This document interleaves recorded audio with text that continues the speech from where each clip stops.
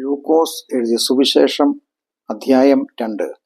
ആ കാലത്ത് ലോകമൊക്കെയും പേർവഴി ചാർത്തേണമെന്ന് ഔഗുസ്തോസ് കൈസരുടെ ഒരാജ്ഞ പുറപ്പെട്ടു. കുറേന്യോസ് സുറിയനാട് വാഴുമ്പോൾ ഈ ഒന്നാമത്തെ ചാർത്തലുണ്ടായി. എല്ലാവരും ചാർത്തപ്പെടേണ്ടതിന് താന്താന്റെ പട്ടണത്തിലേക്ക് യാത്രയായി. അങ്ങനെ യോസഫും ദാവീദിന്റെ ഗൃഹത്തിലും കുലത്തിലുമുള്ളവൻ ആകുകൊണ്ട് തനിക്ക് വിവാഹം നിശ്ചയിച്ചിരുന്ന മറിയ എന്ന ഗർഭിണിയായ ഭാര്യയോടും കൂടെ ചാർത്തപ്പെടേണ്ടതിന് ഗലീലയിലെ നസ്രേത്ത് പട്ടണം വിട്ടു. യഹൂദിയിൽ ബേത്ലഹേം എന്ന ദാവീദിൻ പട്ടണത്തിലേക്ക് പോയി. അവർ അവിടെ ഇരിക്കുമ്പോൾ അവൾക്ക് പ്രസവത്തിനുള്ള കാലം തികഞ്ഞു. അവൾ ആദ്യജാതനായ മകനെ പ്രസവിച്ചു. ശീലകൾ ചുറ്റി വഴിയമ്പലത്തിൽ അവർക്ക് സ്ഥലമില്ലായ്കയാൽ പശുത്തൊട്ടിയിൽ കിടത്തി. അന്ന് ആ പ്രദേശത്ത് ഇടയന്മാർ രാത്രിയിൽ ആട്ടിൻകൂട്ടത്തെ കാവൽ കാത്ത് വെളിയിൽ പാർത്തിരുന്നു. അപ്പോൾ കർത്താവിൻ്റെ ഒരു ദൂതൻ അവരുടെ അരികെ നിന്നു. കർത്താവിൻ്റെ തേജസ് അവരെ ചുറ്റിമിന്നി. അവർ ഭയപരവശരായി തീർന്നു. ദൂതൻ അവരോട്, ഭയപ്പെടേണ്ട, സർവ്വജനത്തിനും ഉണ്ടാവാനുള്ളൊരു മഹാസന്തോഷം ഞാൻ നിങ്ങളോട് സുവിശേഷിക്കുന്നു. കർത്താവായ ക്രിസ്തു എന്ന രക്ഷിതാവ് ഇന്ന് ദാവീദിന്റെ പട്ടണത്തിൽ നിങ്ങൾക്കായി ജനിച്ചിരിക്കുന്നു. നിങ്ങൾക്കടയാളമോ, ശീലകൾ ചുറ്റി പശുത്തൊട്ടിയിൽ കിടക്കുന്ന ഒരു ശിശുവിനെ നിങ്ങൾ കാണും എന്ന് പറഞ്ഞു. പെട്ടെന്ന് സ്വർഗീയ സൈന്യത്തിന്റെ ഒരു സംഘം ദൂതനോട് ചേർന്ന് ദൈവത്തെ പുകഴ്ത്തി. അത്യുന്നതങ്ങളിൽ ദൈവത്തിന് മഹത്വം, ഭൂമിയിൽ ദൈവപ്രസാദമുള്ള മനുഷ്യർക്ക് സമാധാനം എന്ന് പറഞ്ഞു. ദൂതന്മാർ അവരെ വിട്ട് സ്വർഗത്തിൽ പോയ ശേഷം ഇടയന്മാർ നാം ബേത്ലഹേമോളം ചെന്ന് കർത്താവ് നമ്മോട് അറിയിച്ച ഈ സംഭവം കാണണമെന്ന് തമ്മിൽ പറഞ്ഞു. അവർ ബന്ധപ്പെട്ടു ചെന്നു. മറിയയെയും യോസഫിനെയും പശുത്തൊട്ടിയിൽ കിടക്കുന്ന ശിശുവിനെയും കണ്ടു. കണ്ട ശേഷം ഈ പൈതലിനെ കുറിച്ച് തങ്ങളോട് പറഞ്ഞ വാക്ക് അറിയിച്ചു. കേട്ടവർ എല്ലാവരും ഇടയന്മാർ പറഞ്ഞതിനെക്കുറിച്ച് ആശ്ചര്യപ്പെട്ടു. മറിയ ഈ വാർത്തയൊക്കെയും ഹൃദയത്തിൽ സംഗ്രഹിച്ചു ധ്യാനിച്ചുകൊണ്ടിരുന്നു. തങ്ങളോട് അറിയിച്ചതുപോലെ ഇടയന്മാർ കേട്ടതും കണ്ടതുമായ എല്ലാറ്റിനെയും കുറിച്ച് ദൈവത്തെ മഹത്വപ്പെടുത്തിയും പുകഴ്ത്തിയും കൊണ്ട് മടങ്ങിപ്പോയി. പരിച്ഛേദനം ചെയ്യുന്ന 8-ാം ദിവസമായപ്പോൾ ഗർഭസ്ഥനാകും മുമ്പേ കർത്താവിൻ്റെ ദൂതൻ അറിയിച്ച യേശു എന്ന പേർ അവർ ശിശുവിന് നൽകി.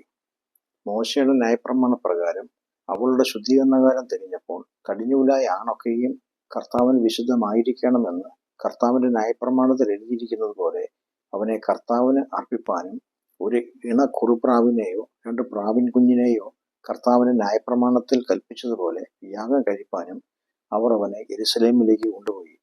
യെരുശലേമിൽ ശിമിയോൻ എന്നു പേരുള്ള ഒരു മനുഷ്യൻ ഉണ്ടായിരുന്നു. ഈ മനുഷ്യൻ നീതിമാനും ഇസ്രായേലിന്റെ ആശ്വാസത്തിനായി കാത്തിരിക്കുന്നവനും ആയിരുന്നു. പരിശുദ്ധാത്മാവും അവന്റെ മേൽ ഉണ്ടായിരുന്നു.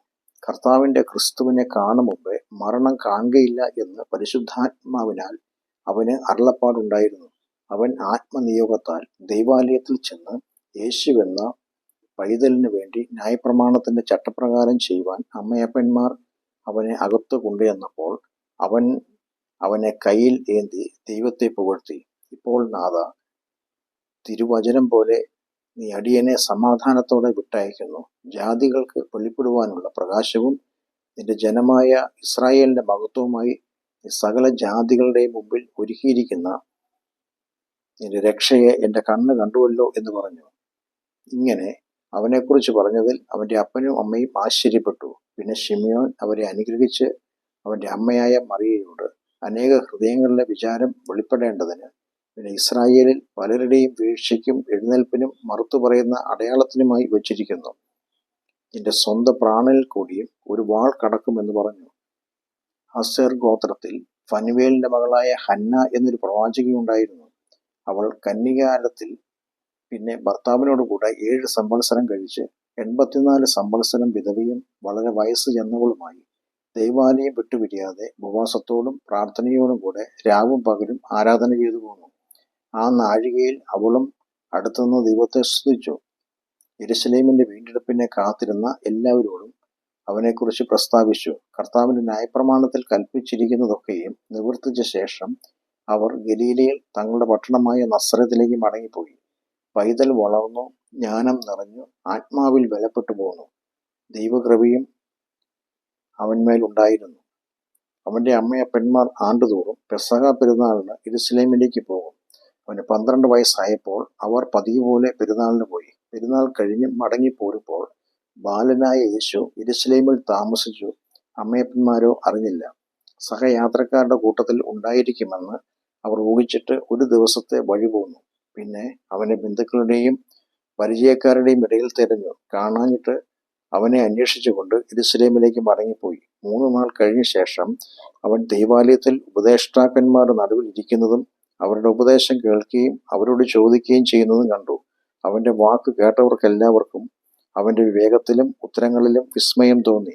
അവനെ കണ്ടിട്ട് അവർ അതിശയിച്ചു. അമ്മ അവനോട്, മകനെ, ഞങ്ങളോട് ഇങ്ങനെ ചെയ്തത് എന്ത്?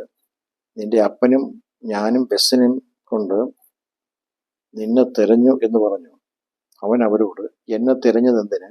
എൻ്റെ പിതാവിന് ഉള്ളതിൽ ഞാൻ ഇരിക്കേണ്ടത് എന്ന് നിങ്ങൾ അറിയുന്നില്ലയോ എന്ന് പറഞ്ഞു. അവൻ തങ്ങളോട് പറഞ്ഞ വാക്ക് അവർ ഗ്രഹിച്ചില്ല. പിന്നെ അവൻ അവരോടുകൂടെ ഇറങ്ങി നസറത്തിൽ വന്ന് അവർക്ക് കീഴടങ്ങിയിരുന്നു. ഈ കാര്യങ്ങളെല്ലാം അവൻ്റെ അമ്മ ഹൃദയത്തിൽ സംഗ്രഹിച്ചു. യേശുവോ ജ്ഞാനത്തിലും വളർച്ചയിലും ദൈവത്തിൻ്റെയും മനുഷ്യരുടെയും കൃപയിലും മുതിർന്നു വന്നു.